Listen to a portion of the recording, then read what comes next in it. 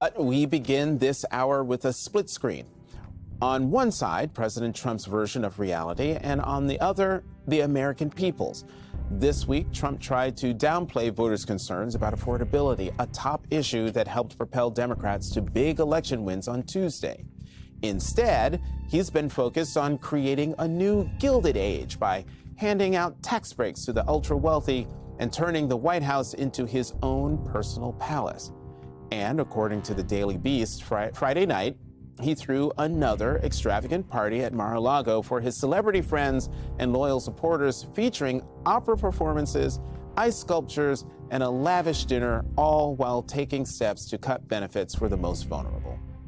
That same night, the Supreme Court temporarily allowed the Trump administration to withhold SNAP food aid from 42 million people. And all of this is happening against the backdrop of the longest government shutdown in U.S. history. It's midnight in a cramped apartment. A terrified mother jolts awake to a pounding on the door. Welfare caseworkers barge in, searching for a forbidden presence. They rifle through closets and cupboards, hunting for a man's coat, a pair of shoes, a razor, any sign that a man might be present. If they find one, her children could lose the aid keeping them fed. This isn't a crime drama. It's America's welfare system in the 1960s, sold as help for the poor, but delivered with conditions that shattered families. Under the infamous man in the house rule, a black mother could not receive welfare if an able-bodied man lived under her roof. Fathers, husbands, and partners were literally forced to leave home in order for their children to eat. In a gut-wrenching irony, the government safety net came tied to an ultimatum: fatherhood or food on the table. They called it assistance, but to many black families it felt like a booby trap. In fact, as early as 1973, a national report bluntly concluded that the welfare system had destroyed black families. It's a haunting claim. Welfare was supposed to help the most vulnerable survive the hard times, the Great Depression, wartime, economic slumps. Yet if we listen closely to those midnight knocks and look at the empty chairs where fathers once sat, a disturbing question arises. Was welfare really about helping poor families or about breaking them apart? To understand this story, we must go back to the Great Depression. In the 1930s, poverty gripped millions of Americans. President Franklin D. Roosevelt's New Deal responded with the Social Security Act of 1935, creating programs like aid to dependent children, the earliest form of welfare for single mothers and their kids. On paper, it promised a lifeline for struggling families. But in practice, these programs carried the stain of racism from the start. Southern politicians demanded exclusions that largely shut out black people. Famously, the original Social Security old age pension denied coverage to farm workers and domestic servants' jobs held by the vast majority of black Americans at the time. NAACP's chief counsel, Charles Hamilton Houston, warned Congress that the bill would contain holes just big enough for the majority of Negroes to fall through. He was right. 65% of African Americans were initially ineligible for Social Security benefits, compared to 27% of white workers. In the South, the percentage of blacks excluded was even higher. Early welfare relief was far from race neutral. Black families often got less support, or none at all, even as they suffered through economic catastrophe. CBS News in Washington, this is the CBS Evening News with Dan Rather. Good evening. President Reagan devoted little of his State of the Union address to foreign relations, but in an interview with him this afternoon, he expanded on that subject. The president denied that his increase in defense spending would fuel inflation further down the road. He believes that by this time next year, interest rates will have dropped and that unemployment will have declined too. As for the current estimated budget deficit of $90 to $100 billion, that hasn't changed the president's basic optimism about the future of the economy. We've had a setback because of the recession, but our own estimates of deficits, starting with the present year, show a continuing decline of roughly around $10 billion a year in those deficits. While I have to project, when I deliver my budget message, deficits for the next 5 years, I don't believe what I'm saying. And I don't think any economist will argue with this fact, that there are so many imponderables that no one can properly project more than the immediate year in advance. Our most recent poll, when black Americans were asked whether you cared whether they thought you cared a great deal about the needs and problems of poor people, 0% said they thought that you cared a great deal about the needs and problems of the poor. Now, let's set aside what you've done or have not done. Do you think that you need to do something that blacks will perceive as being positive for them? I don't know whether they would hear about it.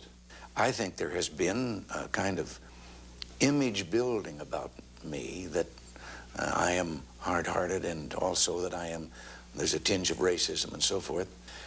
I will admit there are some leaders, various organizations out there that sound a trumpet call of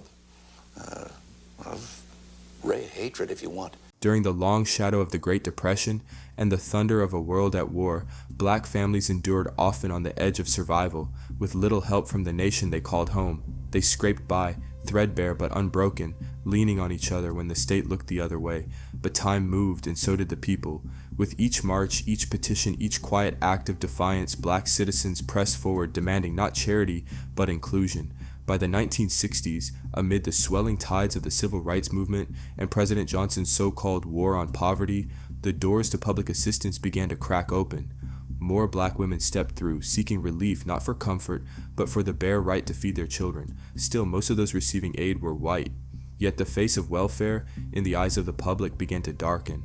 Whispers turned to headlines, compassion turned to suspicion, and an old question laced with a new bitterness echoed across dinner tables and ballot boxes. Why should we be paying for them? Them, as if poverty had a color, as if struggle belonged to only one kind of people. And so the stereotype was born not from truth but from fear, and it would prove hard to kill. It was policy dressed as mercy but shaped like a blade. In the 1950s and 60s, a quiet decree swept through welfare offices. The man in the house rule was a storm cloaked in silence, etched not in thunder but in the fine print of policy. In cities and towns across America, a harsh logic settled into law. If a man, any man, was found beneath the same roof as a mother and her children, the state would quietly turn away. Only the deserving would be spared the ache of hunger, they claimed. Widows, women left truly alone, but if a father stayed even out of love, even out of desperation, he became a threat. His very presence, however fragile, turned the home into a disqualification. A man who could not fully provide became something worse than absent. He became the reason his children might go without. And so families already on the edge were asked to choose, the man or the meal. Black families bore this weight most heavily, while jobs slipped away or never arrived at all, while wages fell short and doors stayed closed. The system watched them not with compassion, but with suspicion. Social workers arrived unannounced. They peered through curtains. They knocked when the city was sleeping, and sometimes they didn't knock at all. These were the midnight raids, unforgettable, unforgivable. Caseworkers marching into bedrooms, pulling open dresser drawers, searching for signs of manhood, a razor, a cigar, a worn pair of shoes. And if they found them, the price was steep. Food gone, aid revoked, childhood stability turned to panic overnight. Mothers trembled, children blinked through sleep and fear, and outside in the dark, some fathers ran not from their families but to protect them, disappearing into the night so their babies could keep bread on the table. It was not just surveillance, it was severance of dignity, of family, of black fatherhood, quietly erased by paperwork and cold hands at the door.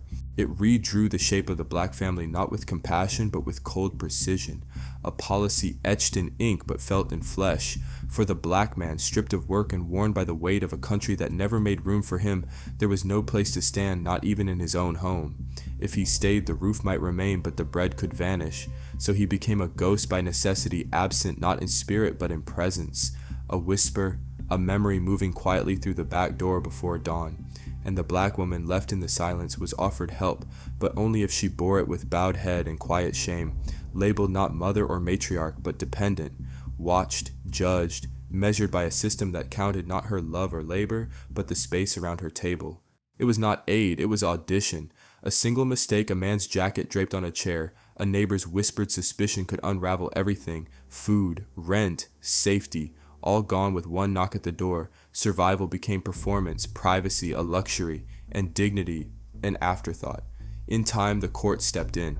In 1968, the Supreme Court struck down the man in the house rule, ruling in King versus Smith that children could not be punished because a man, even one unrelated, sometimes stayed the night. But by then, the wound had already scarred. A generation had grown up with fathers turned into strangers, with mothers walking tightrope stretched thin across policy and perception. Welfare kept the lights on, yes, but often at the cost of family warmth, and beneath it all, a deeper harm was taking shape. A story was being told not in laws, but in headlines and dinner table whispers, that the black father was missing, that the black family was broken. President Johnson's own advisors admitted the truth quietly. The rules meant to help were likely discouraging marriage and feeding disconnection, but acknowledgement did not mean action. Change came slowly, too slowly, to stop the narrative from taking hold. And so, the father who had been pushed out by policy was now blamed for his absence. A stereotype bloomed in the soil of state neglect, and it still lingers, long after the rule was overturned. There is an evil system around. Martin Luther King believes that welfare is part of that system, damaging to black and white alike. Will not get right until this evil system is removed, because as I have listened and as I've looked and as I've lived in the ghetto, I've seen what this evil system has done to my brothers and my sisters. I've seen how it has left little children with clouds of inferiority formed in their little mental sky. I've seen how this evil system has transformed nice, decent young women into prostitutes. I've seen how this system has transformed nice, decent young men into dope addicts trying to escape the ugliness of their daily lives.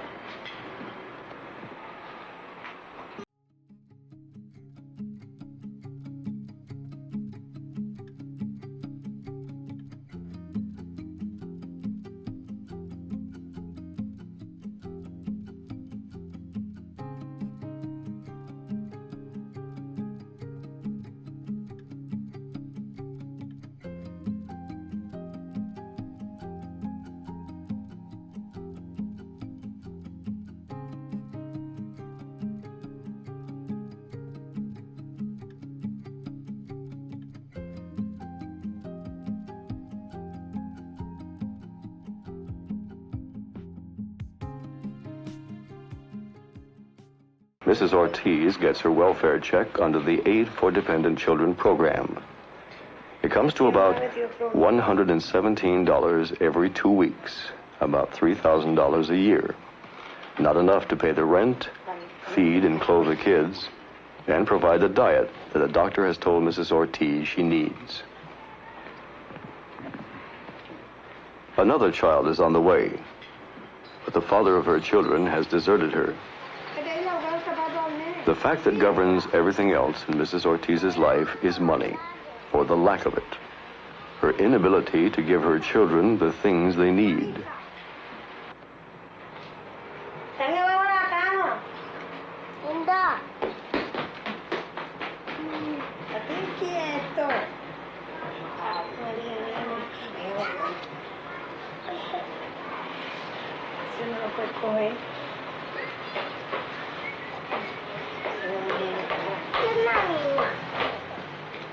But Mrs. Ortiz is comparatively fortunate. She lives in New York, which has one of the highest welfare standards in the country. Some places, Mississippi and some other southern states in particular, keep welfare recipients at the edge of starvation. 30 cents a day for each child in some areas, 50 cents a day in others.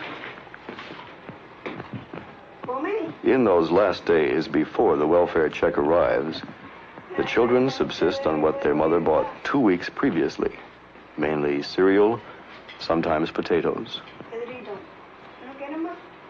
Mrs. Ortiz, with 4 children and a 5th on the way, is probably beyond the point of marriage.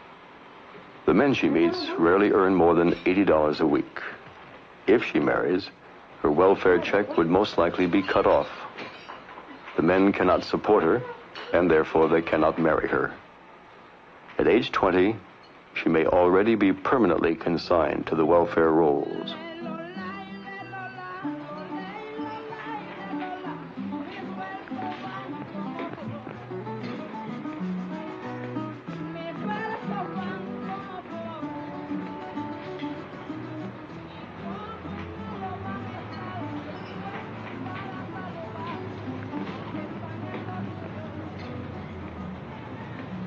problems of the Ortizes are similar to those of welfare families in other cities. Los Angeles, Denver, Chicago, Detroit. I have never received my check on time. Now, they say they put them out, but now, like yesterday, you're supposed to have been here yesterday, and it didn't arrive, and I'm waiting today for it. Now, 2 weeks ago, it was supposed to have been on a Friday, so it didn't arrive. So I waited Saturday until the mailman went by, still no check. So I called down there for an emergency order, like they told me to. There is no such thing as emergency order on a weekend. So in other words, my children went without food from Friday afternoon, Saturday, Sunday, until Monday afternoon at 2 o'clock. Mrs. Jane Wilson is a Detroit welfare mother. The premise of the ADC program is simple, that children without visible means of support must be aided by the state. But to be eligible, a mother and her children must be without a man in the house. Well, my husband left me in September, and then I went down to the emergency shelter, welfare shelter, and then I had to go through the welfare, fill out all these papers, drag all 5 kids on the bus, go down there, sit there and wait for 3-4 hours until they come around to you. I felt like the lowest thing on earth when I went to the welfare. I felt like they were all better than me, that they could walk all over me, which I got down on my hands and knees to them and begged them for coats and boots for these children at wintertime. I actually got down on my hands and knees, and you can ask anybody down at that office. I actually got down on my hands and knees and begged them. And you know what? And when I went down there, sure, they gave me the coats and boots. Sure, after you get down on your hands and knees and you beg. That's the only way you're going to get anything from the welfare. And to this day, I have never gotten anything from the welfare for myself. Let us pause here, long enough to feel what policy did on the ground. What happens to a family when the role of the father as provider, protector, presence is steadily chipped away? For Black Americans, this was no abstract question. It was lived daily, in kitchens on pay stubs, and in the hollow quiet left behind when a man stepped out, so his children could stay fed. By the 1960s, a cruel convergence was underway. Welfare rules collided with a faltering economy, trapping Black men between disappearing jobs and punishing regulations. The factories that once offered a way forward were closing, and even where work remained, discrimination locked many out, denying them equal wages, equal access, equal respect. Some tried anyway, picked up part-time shifts, worked under the table, but even that modest income could cost a family its aid. One man's paycheck, barely enough to cover rent, counted against the household. Even love could disqualify you. Living with your partner, your children, your wife could mean the difference between groceries and hunger. As one scholar later put it, marriage to a working man, even one earning the minimum wage, placed at risk a mother's economic survival. And so, many men stepped away not because they didn't care, but because the system left no room for them. Their role as providers was hollowed out by paperwork. Their presence transformed from comfort into liability. Society mockingly asked, how could a man feel like a man if he wasn't supporting his family? But how could he if the rules made his very presence too costly to bear? While Black men were pushed out, Black women were pulled into an impossible contradiction. They became the heads of households carrying children on one hip and the burden of survival on the other, stretching every government dollar. They kept the lights on, the stove warm, the babies clothed, and still they were judged, labeled welfare queens, branded as weak, unworthy, too independent, praised for standing alone, then shamed for it in the same breath. Welfare agencies encouraged their independence so long as it meant no man in the home. But the world outside offered no applause, only side eyes and murmurs. Neighbors whispered she chose the check over her man. Politicians muttered she's raising criminals. And media headlines asked where are the fathers? But few asked what the policies had done to drive those fathers out. For Black mothers, the cost was psychic as well as material. Yes, welfare brought food, diapers, shelter, but it also brought a bitter shame, a sense that you were not being helped, but handled, that your family was not being supported but managed, that your very survival was something to be scrutinized. And in 1965, those whispers became official narrative. A government report authored by sociologist Daniel Patrick Moynihan would cast a long shadow over Black family life. The Negro family, A Case for National Action painted a picture not just of poverty, but pathology. At the heart of the deterioration of the fabric of Negro society is the deterioration of the Negro family. Moynihan pointed to the rising rates of single motherhood, often the result of the very policies we've discussed, and drew a sweeping conclusion that the so-called weak family structure was the true root of poverty, not racism, not exclusion, not a stacked economy. He spoke of what he called a tangle of pathologies, a dense web of crime, unemployment, and disorder. At its center, he placed the black mother, burdened by the weight of a fractured home. The black father, in his telling, was absent not by force or exclusion, but by failure, displaced, forgotten, erased. Moynihan's intentions may have been layered, even well-meaning. His report called for more jobs, more investment, more national attention, but the message that echoed louder than all else was sharper, colder.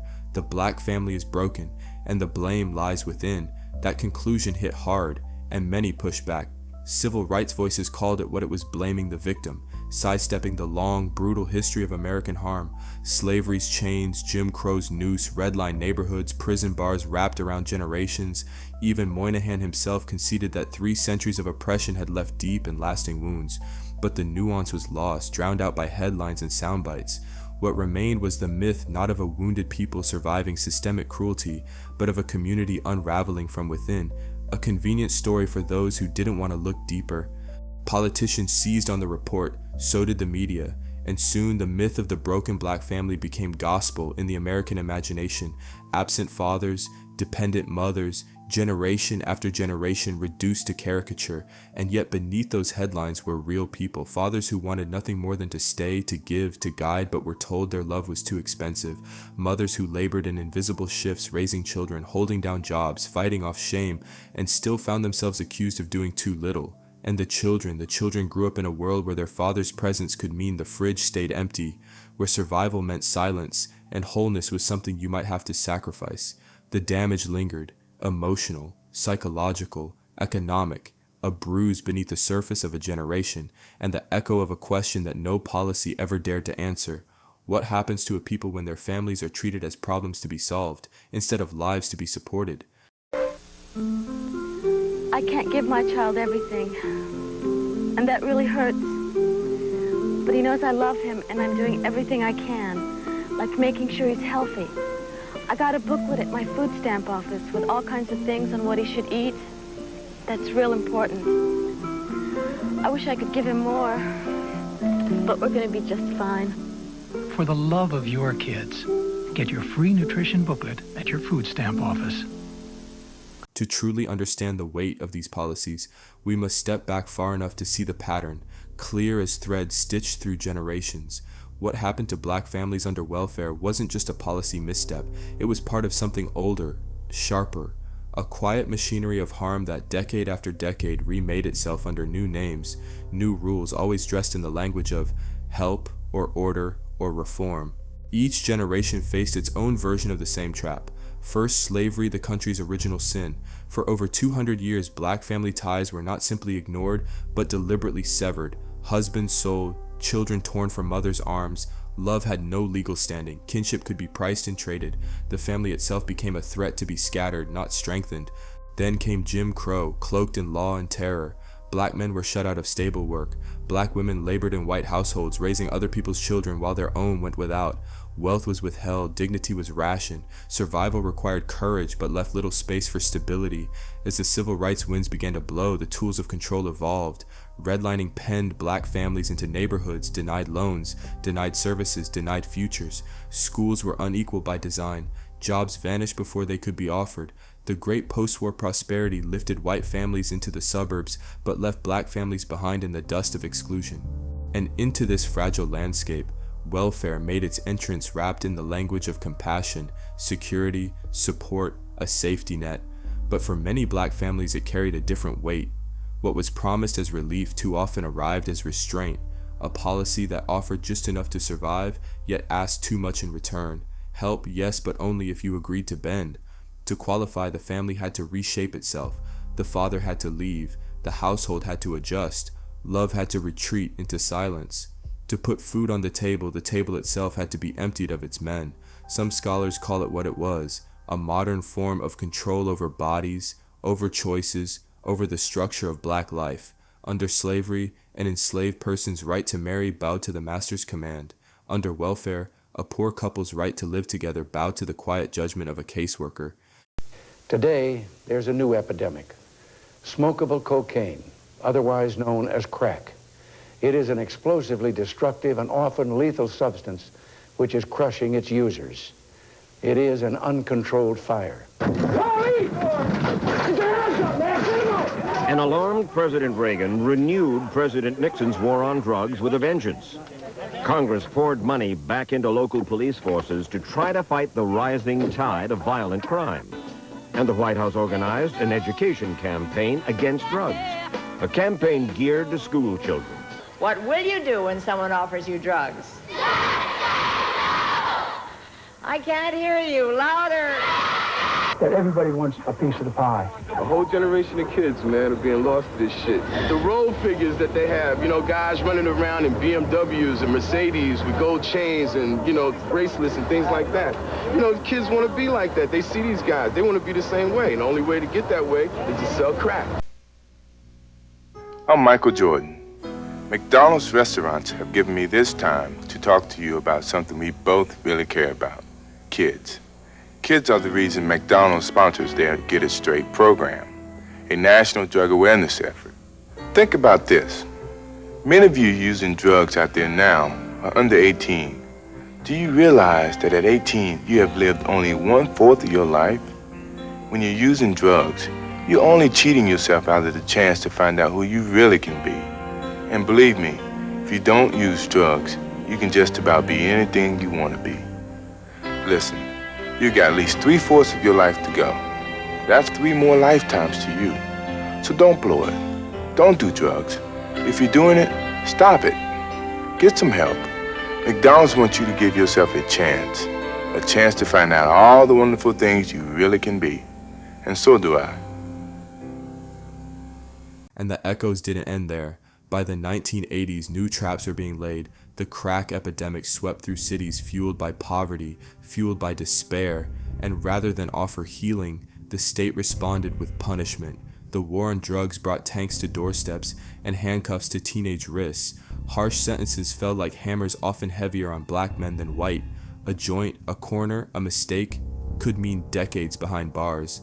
The result? Mass incarceration on a scale the world had never seen. 1 in 9 black children in America has had a parent behind bars. 1 in 9. Imagine that weight on a young heart, the absence, the silence, the questions with no easy answers.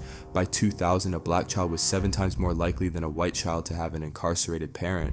Another rupture, another father gone, another family forced to rearrange around grief. Seen together, the timeline reveals itself. Slavery, Jim Crow, redlining, welfare traps, and the war on drugs, mass incarceration.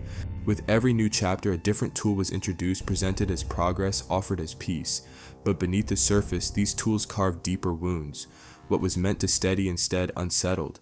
What was promised as healing arrived as harm.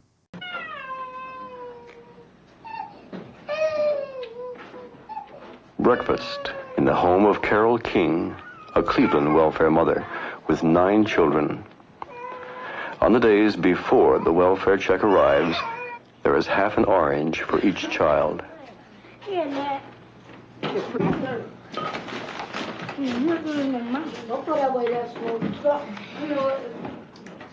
Mrs. King has become involved in the welfare rights movement because she feels she doesn't get enough money to raise her family. She gets less than 80 cents a day for each of her children. The Ohio legislature approves only 3/4 of the amount that the state welfare department felt was a minimum necessity in 1959. What's the matter?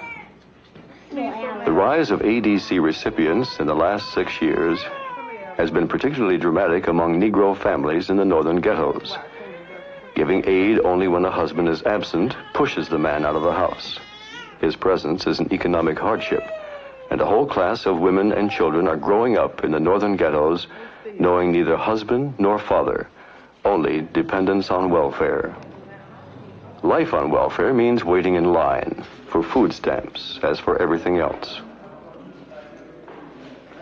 After getting her welfare check each month, Mrs. King's first stop is a food stamp center in the heart of Huff, Cleveland's Negro ghetto.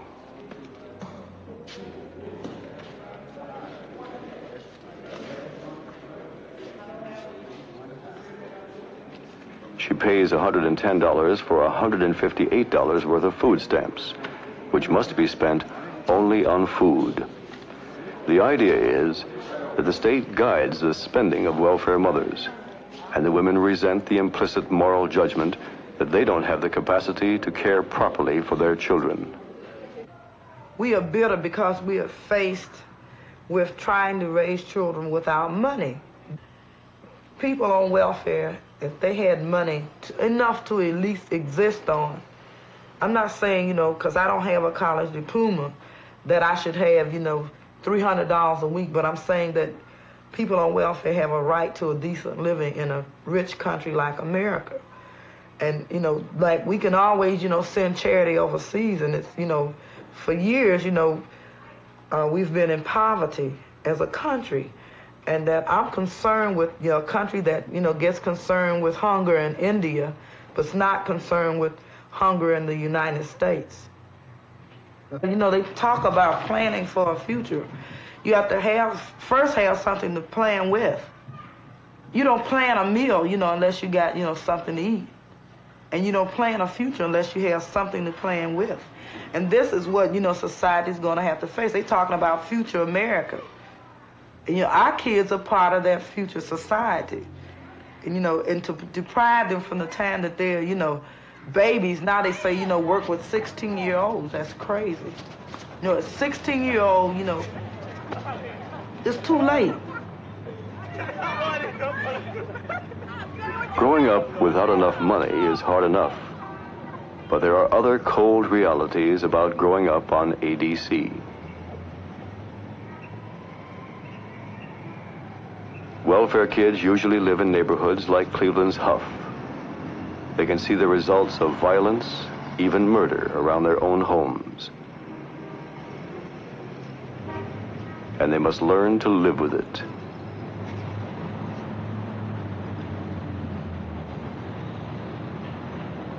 Hate to see these second generations of welfare coming up. And one of the things that I think is more crucial to is the youth that's in the ghetto. Because most of the youth that's coming up, they're ashamed to tell their buddies, say, well, yeah, we on welfare, we getting ADC or food stamps and things like this here. Everybody in my whole neighborhood was on relief. We used to run around and kid about it. Because everybody in my neighborhood was on relief, but I was ashamed to go out my neighborhood and tell somebody I was on ADC. Yeah, I'm ashamed of it. If a child does not have adequate clothing, they don't want to go. If they can't participate and go to the football games and to the movies, they don't want to go to school. So it starts when a child is small. They recognize the fact that they don't have the things that other children have. Children realize when they're different. They know, I don't care how small you are, you know when you're different. And not only that, when you go to the public schools, many times the teachers make you know that you're different.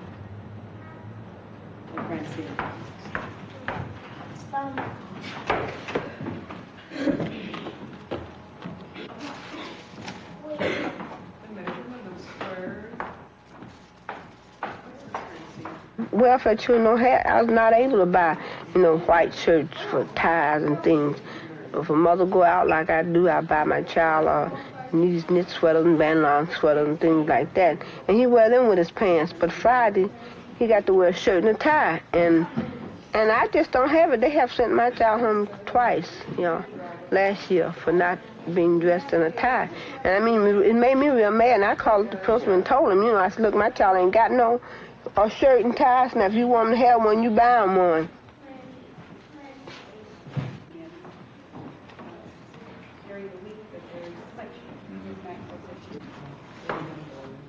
Even in school, constant and subtle discriminations are made between welfare children and other youngsters. To qualify for most free services, such as milk, a pupil must be on welfare, and thus declares himself a welfare child.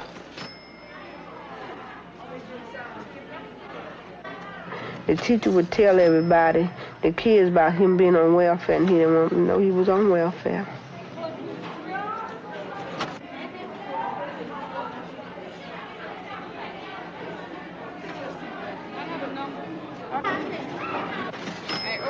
That lunch card they give him, it's on a special lunch that he get for welfare children, and it's not enough. They don't get no kind of dessert with it or ice cream, and I always have to give him more money to go with it. They ain't gonna give but a handful of crumbs to a mother. What do you think the young teenager gonna do? You know, why do you think that's down here on Huff? You know, because when it gets dark, they have to go out here and survive. Welfare in this arc was never a cure.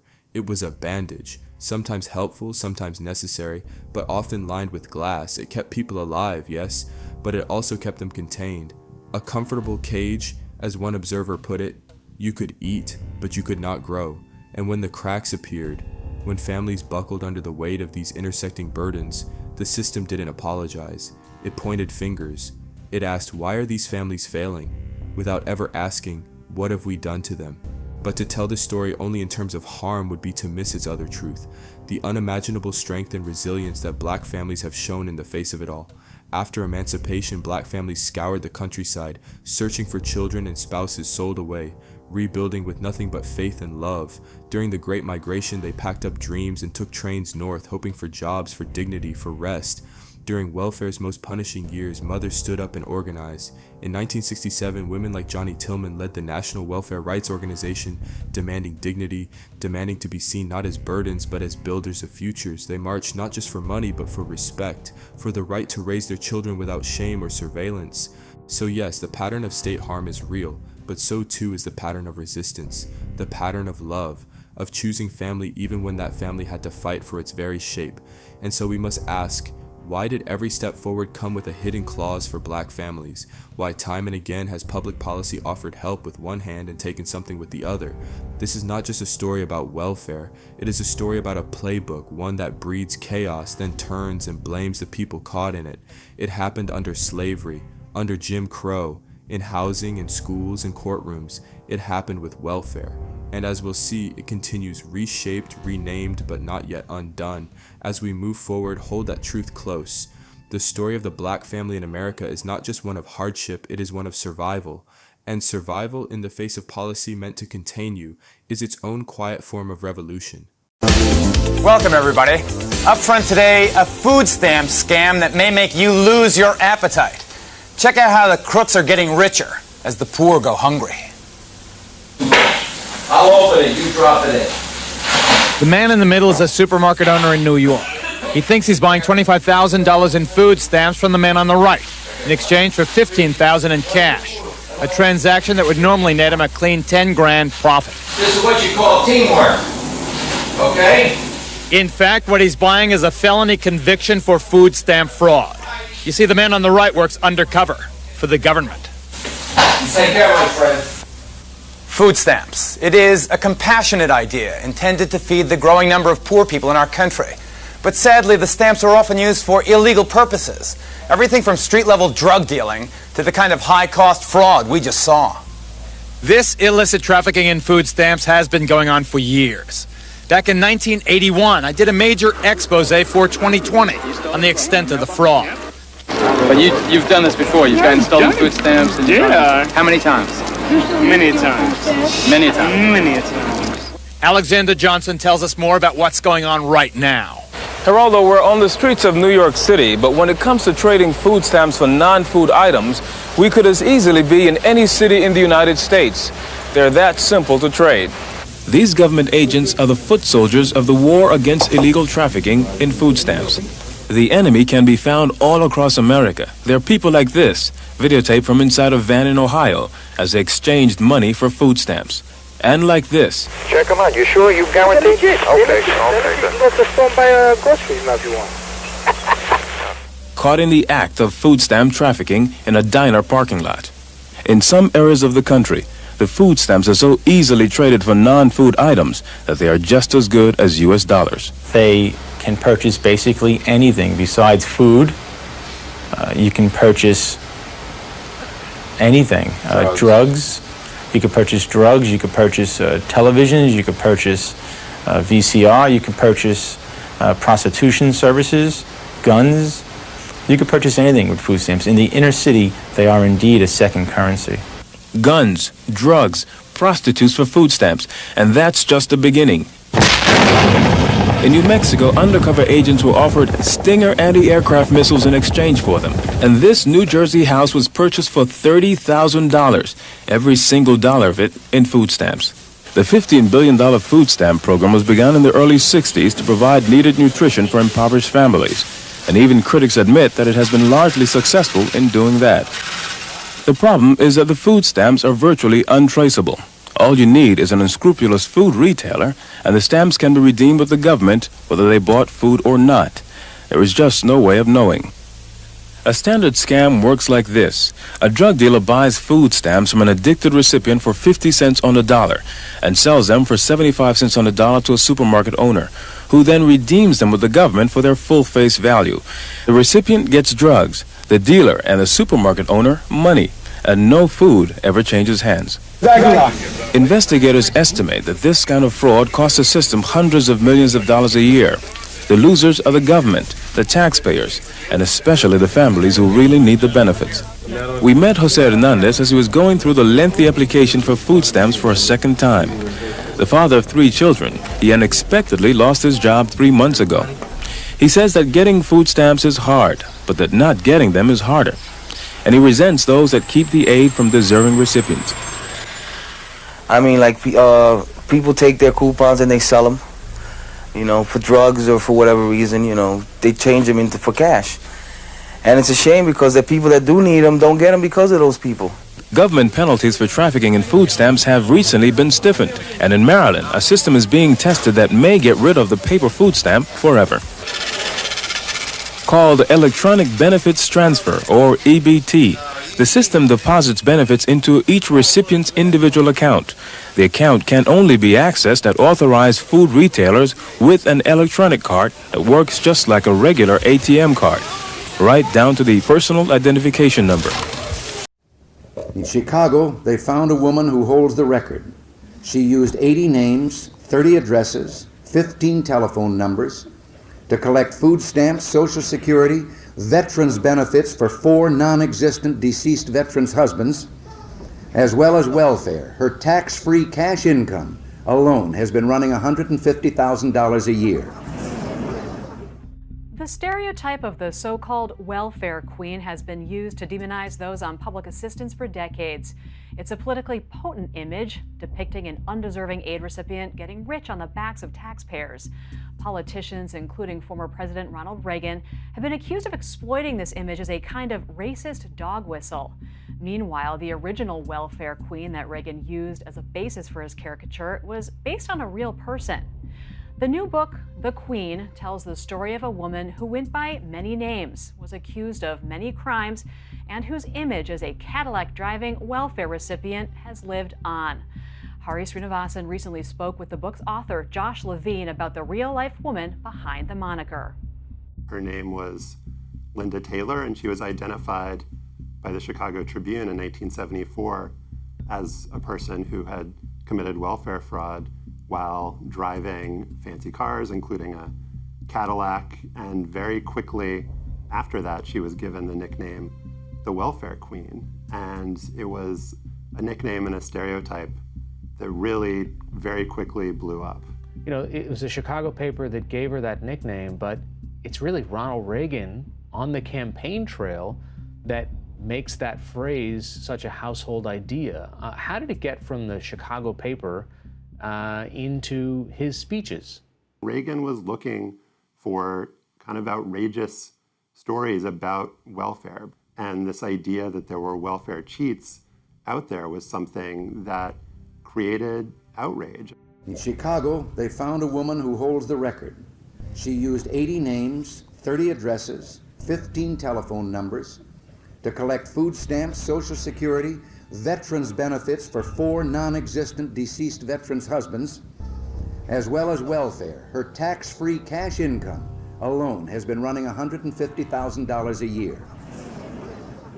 And he didn't say the phrase welfare queen in his speeches, but there was such baggage attached to welfare at that point that I think the electorate really understood what he was saying and really knew what he was talking about. Welfare has been an effective talking point for a whole generation of politicians. I have a plan to end welfare as we know it, to break the cycle of welfare dependency. When Bill Clinton said he wanted to end welfare as we know it during his 1992 campaign, that was enormously popular with people on both sides of the aisle. I think is partly responsible for his victory in 1992. And then when welfare reform passed in 1996, welfare went from being an entitlement to being temporary assistance. And if you're below the requisite poverty level, you still don't necessarily get benefits today.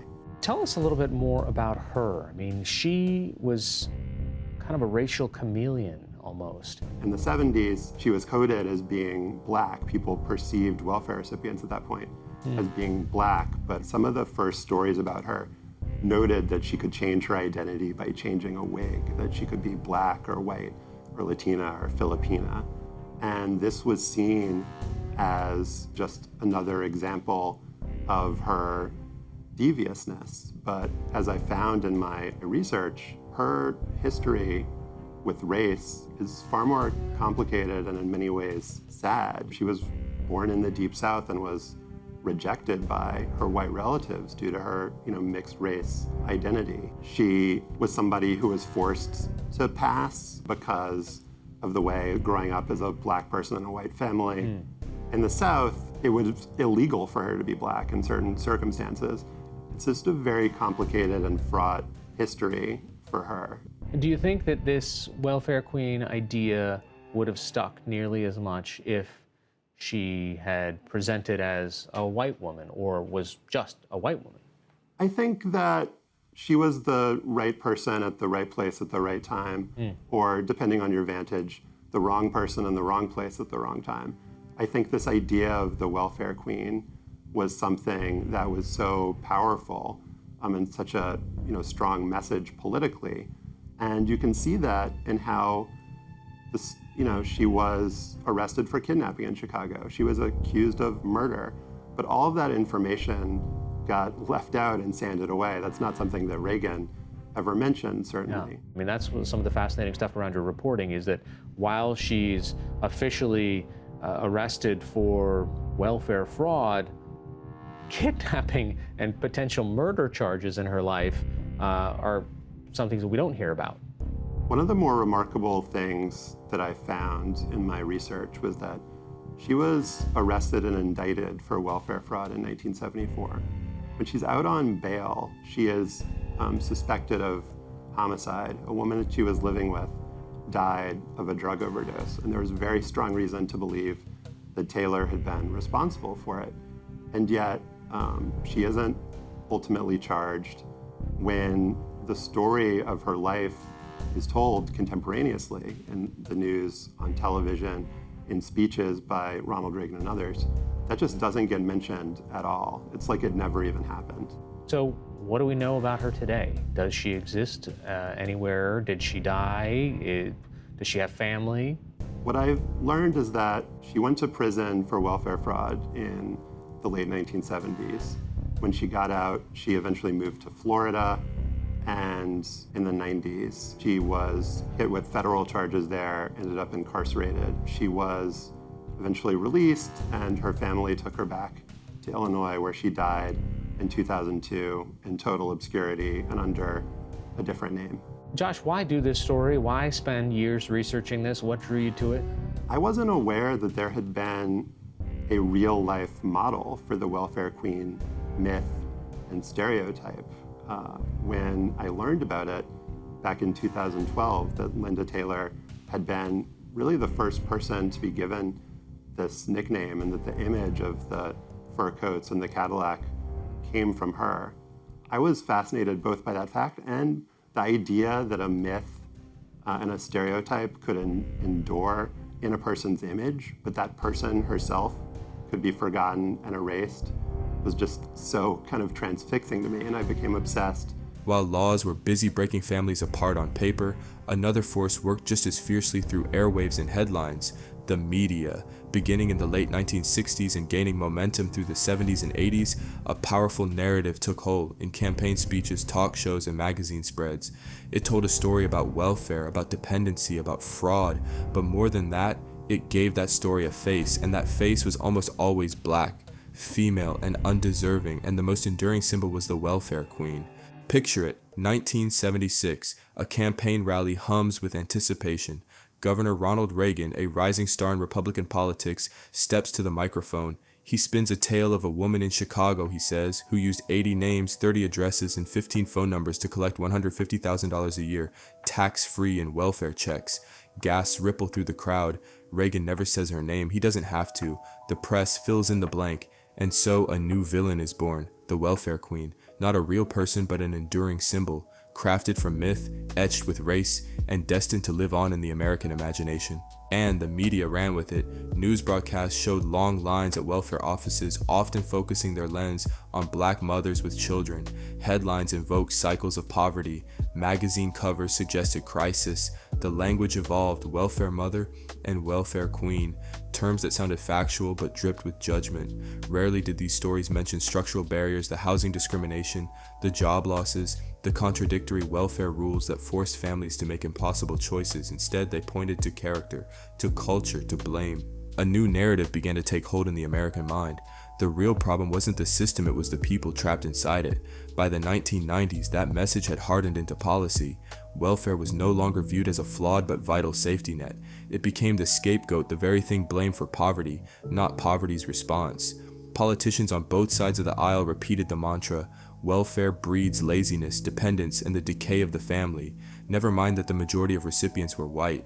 The face of welfare had already been painted black, and no one carried that burden more than black women. Even trusted media outlets helped shape the lie. Stories about welfare often zeroed in on the extreme, the scandalous, not the everyday struggle. Talk radio hosts turned the lives of poor black women into punchlines, dissecting them like cautionary tales of moral collapse. Meanwhile, the deeper truth stayed buried. Late-night inspections by welfare officers, benefit checks so small they couldn't lift families above the poverty line, and then came Reagan's infamous tale, the welfare queen, a woman with multiple names, dozens of addresses, raking in government cash. The story stuck. What few people knew or cared to remember was that the woman he referenced, Linda Taylor, had committed fraud, yes, but her case was rare and rooted in a tangled mix of crimes. She was never the norm. Never the face of the struggling mother scraping by, but the myth lived on because it was useful. In 1990, CBS aired a special report titled The Vanishing Family, Crisis in Black America. It spotlighted single black mothers in Newark, casting a shadow of fatherlessness and decay, but the camera rarely turned toward the real culprits: disappearing jobs, redline neighborhoods, and a legacy of economic abandonment. Instead, viewers were left with a simpler, more damaging message. Something was wrong with these families. As the century drew to a close, the narrative had hardened. Welfare was no longer seen as a response to poverty, it was framed as the cause of it. And poverty itself, recast not as a consequence of systemic failure, but as proof of personal failure. The shame was crushing. Black women receiving assistance weren't just struggling, they were marked, pathologized, held up as warnings of what was wrong with America, and politicians didn't meet them with compassion.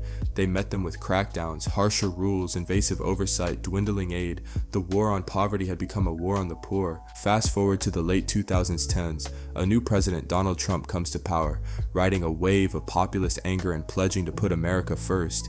In 2017, Trump triumphantly announced he had a historic legislative package. He called it One Big Beautiful Bill, essentially the Tax Cuts and Jobs Act that would slash taxes and spur economic growth. With his trademark flair, Trump sold it as a big, beautiful Christmas present for the American people. But behind the scenes, something else was unfolding. To offset the massive tax breaks for corporations and the wealthy, the administration quietly prepared to gut many social programs. It was as if the ghosts of past welfare fights had returned, this time not through midnight raids, but through budget cuts and stricter rules. And once again, those poised to suffer the most were single mothers, children, and especially black families. One target was the nation's largest nutrition assistance program, SNAP, commonly known as food stamps. By late 2017 and into 2018, Trump officials proposed sweeping changes, work requirements on more people, tighter eligibility, and cuts to funding. In fact, President Trump's 2019 budget plan called for cutting SNAP by over $213 billion in the coming decade, roughly a 30% reduction that would have been the largest food aid cut in U.S. history. Essentially, the administration wanted to remove millions from the rolls. They argued able-bodied adults should be working, not relying on government. As of 2024, SNAP served over 42 million Americans, and nearly 8 in 10 of those households included a child. And because of economic disparities, Black Americans are disproportionately likely to need this help. About 1 in 4 Black people nationwide were SNAP recipients, so any broad cuts to SNAP were guaranteed to hit Black families hardest. The Trump administration didn't stop at SNAP. There were attempts to shrink WIC, the Women, Infants, and Children Nutrition Program, and other safety nets. Officials floated a plan to replace some food stamp dollars with a pre-packaged harvest box of canned goods, eliminating choice and dignity for recipients. There were efforts to toughen enforcement, limit public housing aid, and more. In public, Trump didn't use the crude language of welfare queens. He had his own set of controversial rhetoric, to be sure, but the philosophy was the same. The government would provide just enough to survive, never enough to thrive, and even that was on the chopping block if you didn't meet some ideal of deservingness. In late 2017, Trump reportedly wanted a welfare reform bill as the next big project after tax cuts. He spoke in rallies about people abusing welfare or how he would get people off food stamps because the economy would be so good. It's the classic carrot and stick, except mostly stick. For example, one concrete move, the administration pushed to tighten work requirements for SNAP recipients in their 50s, raising the age cutoff so that even 60-somethings could be forced to work to keep benefits. They also tried to eliminate state waivers that allowed areas with high unemployment to waive work requirements. The Congressional Budget Office estimated that under these changes, about 4 million people, including 1 million children, would have their food aid substantially cut or eliminated in an average month. 4 million people losing meals on their table is not a small tweak. It's a humanitarian impact, and it echoes the past. Just as the man in the house rule yanked support away from families if a man was found, these modern policies would yank food assistance away if strict conditions weren't met. The common result is children go hungry and families suffer. Trump's signature tax law itself set the stage by ballooning the deficit with lavish gifts to the wealthy. $4.5 trillion in tax breaks mainly for billionaires and corporations, and then using that as a pretext to demand over $1 trillion in cuts to social programs like healthcare, education, and food aid. Think about that trade-off. It is, in a sense, the 21st century version of the welfare trap. Funnel money to the top and force the most vulnerable to tighten their belts for it. The administration's 2018 and 2019 budgets were explicit in this priority. They were effectively saying we can't afford to feed poor kids or support struggling moms because we must reduce government spending right after we reduce government revenue for the rich. The cruelty of it is veiled in technocratic language, but it's hard to miss the human cost. Perhaps the most direct parallel to the old welfare saga was how single mothers, many of them Black and Latino, once again became the unspoken targets. Cutting SNAP or WIC doesn't come with a racial label, but we know who is most likely to bear the brunt. A former USDA official and anti-hunger advocate noted that such cuts would disproportionately affect families of color and single-parent households because those groups rely on these programs due to wage gaps and lack of wealth inheritance. Indeed, by some estimates, Trump's proposed One Big Beautiful welfare cuts would have taken away WIC nutrition assistance from 3 million women and 8 million children, a staggering toll on mothers and their babies. It sounds almost like a page from a dystopian novel, the richest nation on earth deliberating on how many infants' formula and how many toddlers' meals to eliminate, while billionaires toast their tax breaks. And then there was the rhetoric around it. Administration officials insisted these changes would encourage self-reliance and end dependency. If that rings a bell, it's the same general argument made in the 1960s, when states justified man-in-house rules, we must encourage marriage and work. And in the 1980s, when Reagan slashed welfare, we must stop incentivizing idleness. It's the same playbook in a different era. Create or exacerbate dependence, then demonize and punish people for it. The surveillance state of welfare offices checking women's homes in 1965 has its analog in 2019's bureaucrats checking whether you've uploaded enough job applications to keep your food stamps. The constant through line is the suspicion, the underlying message. If you're poor, prove you deserve help, otherwise suffer. One more parallel, public shaming. Under Trump, there was less outright racialized language from the White House, openly saying Black welfare mothers would have been too blatant in the 2000s, but conservative media certainly filled that gap at times, continuing to highlight stories of fraud or implying that many on food stamps were lazy.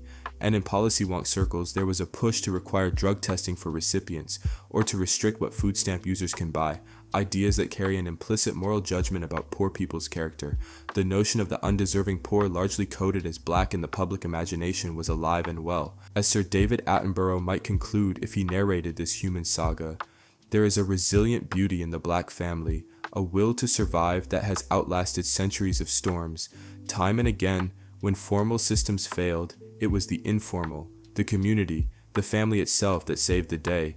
Grandmothers, church groups, mutual aid, these were the safety nets when the official ones had holes. In the end, perhaps the greatest lesson is the oldest one. We are all we got. Solidarity and self-determination have been the recurring answers to imposed chaos. So, as we finish our journey through this history, picture the countless humble homes where love persevered despite all odds.